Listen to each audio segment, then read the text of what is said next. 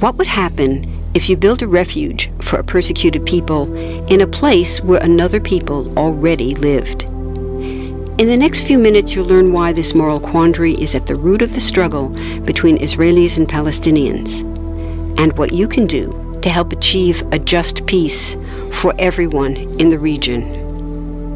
First, there are a couple of things it's helpful to understand. One, many Jews fled harsh persecution in anti-Semitic Europe, especially the Nazi Holocaust. Zionists encouraged massive immigration to historic Palestine, at that time a British colony, where Jews had an age-old connection and where small Jewish communities had long existed among larger groups of indigenous peoples. But when the UN offered the Jewish immigrants the majority of the land for a new state called Israel, for the indigenous Palestinians who lived there, it was a massive destruction of life. They rejected the UN's partition plan, and several Arab states invaded the new state of Israel. Israeli forces essentially erased over 400 Palestinian villages and towns. By the end of the fighting, Israel controlled 78% of historic Palestine.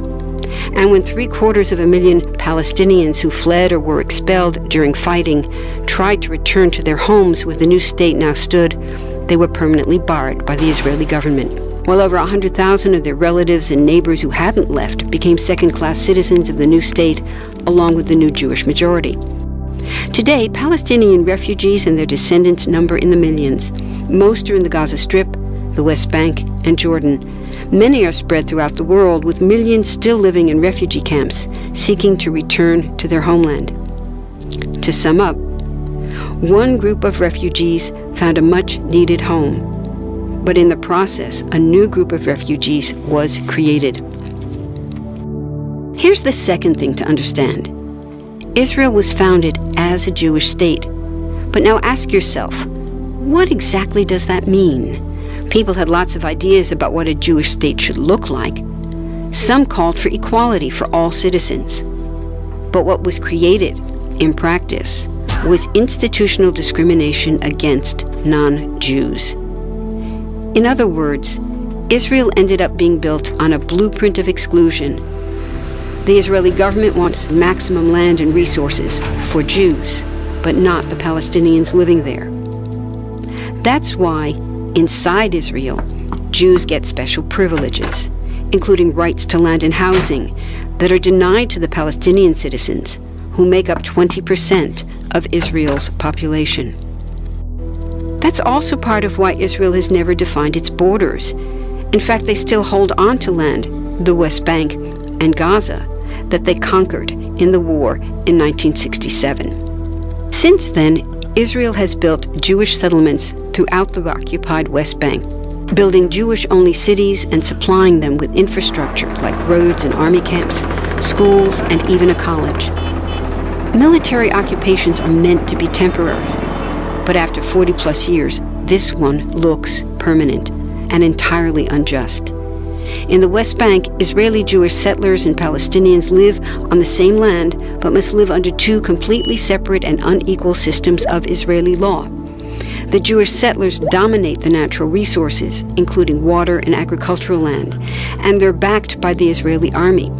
To maintain the occupation, Israel has demolished thousands of Palestinian homes and orchards, confiscated Palestinian land, bombed a captive civilian population in Gaza, and punished resistance with raids, arrests, and assassinations, all to gain maximum land, while making life so difficult for Palestinians that they will either leave or be too afraid to resist.